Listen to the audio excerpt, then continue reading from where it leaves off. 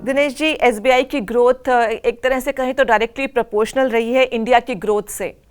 तो किस तरह से जर्नी आप 70 साल की आप बताएंगे हमको, क्योंकि खासकर अगर मैं आप ही के शब्दों में बात करूं तो अंडर प्रॉमिस ओवर डिलीवर वाली बात थी। और अब देखिए फॉर्चून 500 तक का सफर और समय के साथ बदलना, क्या ये वजह रही एसबीआई की ग्रोथ की, या फिर जो उसके शेयर नंबर्स हैं, वॉल्यूम है, 50 करोड़ कस्टमर्स हैं, उस सब की बात से?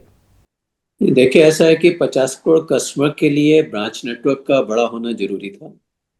1950 में जब ये बैंक अपनी इस 1955 में जब बैंक इस फॉर्म में आया तो तकरीबन 400 के करीब ब्रांचेस हुआ करती थी, और आज वही ब्रांचेस तकरीबन 23,000 हो गई हैं।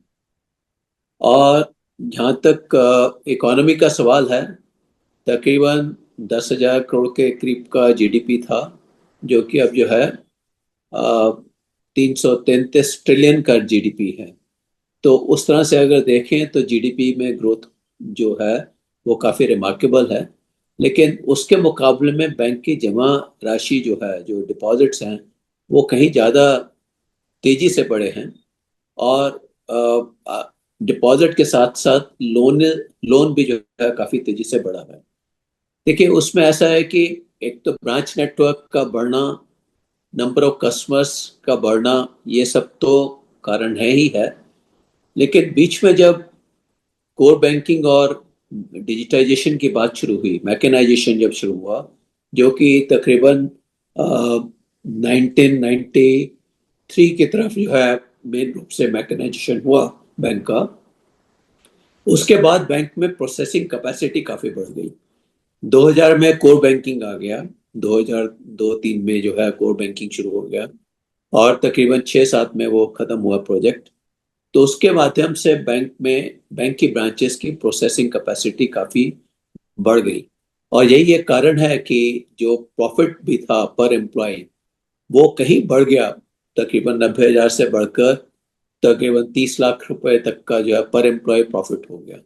तो ये सब बहुत से कारण हैं। और समय के साथ साथ बैंक ने जो भी इकोनॉमी की और ग्राहकों की आवश्यकता थी, उसमें आगे बढ़कर जो है अपना योगदान दिया। चाहे वो एटीएम्स की बात थी, चाहे वो बैंकिंग कॉरेस्पॉन्डेंट्स की बात थी, या सीएसपी एजेंट्स की बात थी, बैंक ने, और चाहे वो जनधन अकाउंट्स की बात थी, हमेशा बैंक ने किसी भी इनिशिएटिव को अपने होल हार्टेडली एक्सेप्ट किया और उसमें अपना पूरा योगदान दिया। इन सब के चलते बैंक की आज जो स्थिति है वो ये कि जो है टॉप 44 बैंक्स में है। और जहाँ तक जो है कॉर्पोरेट प्रॉफिट्स का सवाल है, बैंक जो है पिछले 3 वर्षों से, 3 वर्षों से कम 3 वर्षों से जो है सबसे अधिक प्रॉफिट अर्न करता है। जहाँ तक जितने भी कॉर्पोरेट्स हैं, जितने भी कॉर्पोरेट्स लिस्टेड हैं, उन सब से कहीं अधिक प्रॉफिट अर्न करता है, नेट प्रॉफिट। तो जी। ये सब जो है, इन सब के लिए ये जो मैंने अभी आपको कारण बताए, नेटवर्क का होना, डिजिटाइजेशन का होना, चाहे वो जहाँ पर जो डिजिटल ऐप है हमारे योनो, जिसमें कि तकरीबन अबाउट 9 करोड़ कस्टमर्स अभी एनरोल्ड हैं, और जिनसे कि जिनको की जो है एक बैंकिंग सुविधा उपलब्ध है डिजिटल माध्यम से। बल्कि बैंकिंग ही क्या, बाकी सब सुविधाएं भी, चाहे वो इंश्योरेंस हो, चाहे वो म्यूचुअल फंड में इन्वेस्टमेंट हो, चाहे वो क्रेडिट कार्ड लेना हो, वो सब सुविधाएं जो है योनो ऐप के माध्यम से उपलब्ध हैं। जिससे कि जो है कस्टमर को की कन्वीनियंस को बहुत विशेष रूप से ध्यान रखा गया है। और इस कारण से बैंक की प्रगति जो है बहुत ही सराहनीय रही। एक सवाल जो वैसे तो आप दोनों सज्जन से मैं पूछना चाहता था, पर खरा साहब आप ही से शुरुआत करेंगे। आप दोनों प्री 91 लिबरलाइजेशन के बैंकर्स हैं, एम आई राइट?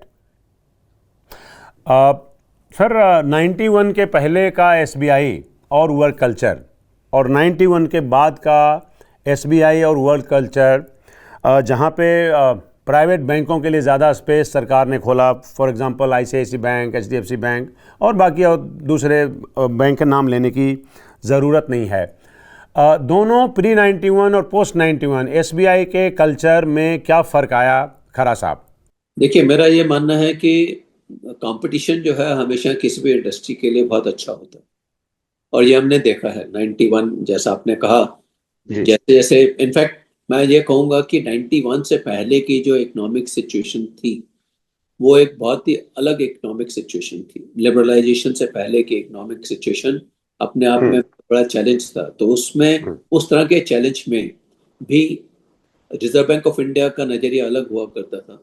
जब जी क्रेडिट डिस्पेंसेशन की बात थी, उसमें टंडन कमेटी और चौरा कमेटी के नॉर्म्स हुआ करते थे कि स्टॉकिंग के लिए कितनी आप जो है आप जो है कितने मंथ्स का स्टॉक अलाउ करेंगे। तो ये एक प्री 91 का जो एक बैंकिंग का एटमॉस्फेयर था वो बहुत ही हटकेयर एटमॉस्फेयर था। और उसमें जो है जैसा मैंने कहा कि आरबीआई भी जो है बड़े ही रिस्ट्रिक्टेड बिजनेस अडॉप्ट किया करता था और बैंकिंग भी उसी तरह से चल रही थी। 91 के बाद कंपटीशन आने के कारण जैसे जी जैसे कंपटीशन आया वैसे वैसे बैंक ने अपने आप को उस कंपटीशन में ढाला। और साथ ही साथ अब मैं ये भी कहूँगा कि 91 में मैकेनाइजेशन का प्रोसेस शुरू हो गया। मैकेनाइजेशन का प्रोसेस शुरू होने से बैंक जो भी अपनी अपनी सुविधाओं में और अधिक वृद्धि कर सका और अपनी कस्टमर सर्विस को और इम्प्रूव कर सका। और चूंकि बहुत सा काम जो कि मैनुअली हुआ करता था वो सब मशीन के माध्यम से होना शुरू हो गया और एक कस्टमर को डील करने के लिए जो मेंटल स्पेस थी काउंटर क्लर्क की वो भी अवेलेबल हो गई। तो इस तरह से 91 और प्री 91 और पोस्ट 91 ये दो बिल्कुल ही अलग मतलब इकोनॉमिक इन्वायरमेंट अलग होने के कारण बैंकिंग का इन्वायरमेंट भी बिल्कुल अलग था इन दोनों समय पीरियड में।